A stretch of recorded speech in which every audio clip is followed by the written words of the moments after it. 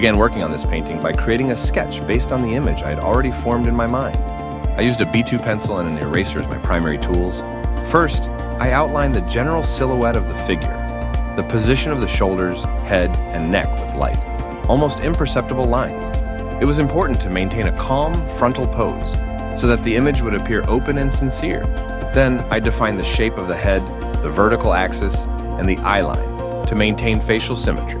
After that, I gradually refined the features, the shape of the eyes, nose, and lips, being careful not to go into excessive detail, as the sketch served as a basis for the painting, not as a standalone graphic work. I outlined the hair with large, wavy masses, defining the direction of the curls and their volume. I outlined the clothing with simple, fold-free lines, only hinting at the shape of the sweater. Using an eraser, I carefully removed unnecessary lines, softened the contours, and refined the proportions. The sketch turned out clean, legible, and ready for coloring. I began painting after the composition was fully approved. I worked with acrylic paints using 3 brushes. A large one, larger than medium, for the background, a medium one for the main color masses, and a fine one for details and contours. I always create the background first. In this work, I chose a rich blue with white and lighter brush strokes. Using a large brush, I covered the entire background, working freely without trying to achieve a perfectly even surface. It was important to me to create a sense of air, movement, and painterly energy. I added white and light blue brush strokes on top with a nearly dry brush, so that the background would not look flat and sterile. After the background, I moved on to the clothing.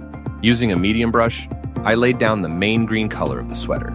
I chose a bright and pure color to intentionally contrast with the background and hair. I used confident brush strokes, filling in the form without fine detail. Using black paint and a fine brush, I later added the outline, emphasizing the graphic and naive nature of the image. The hair is one of the key accents of the painting. I worked on them gradually, starting with the main red tone with a medium brush. Then I added orange and darker red hues to create a sense of depth and movement in the curls. I didn't paint the hair individually, but in large strands, enhancing the expressiveness of the form. I emphasized individual lines with a black outline, giving the image a decorative quality. I moved on to the face after the main color masses were ready. Using a light flesh tone, I carefully outlined the shape of the face, trying to maintain the purity of color. I worked on the eyes, lips, and eyebrows with a fine brush. Here, I deliberately simplified the anatomy, emphasizing expressiveness and a friendly gaze rather than realism.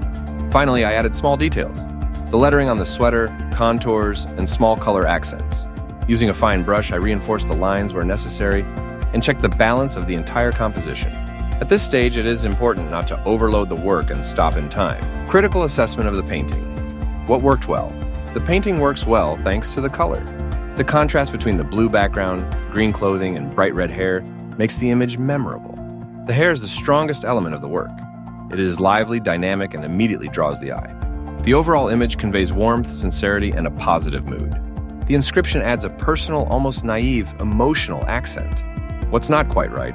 The face can be considered a bit flat. It lacks subtle chiaroscuro for volume.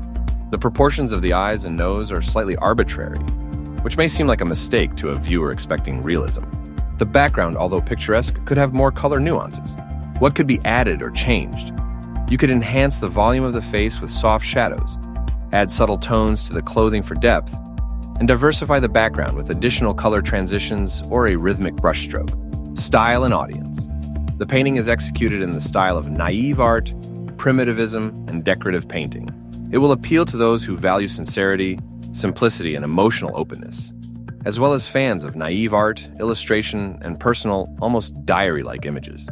This is not an academic work, but an honest visual statement, and that is precisely its strength.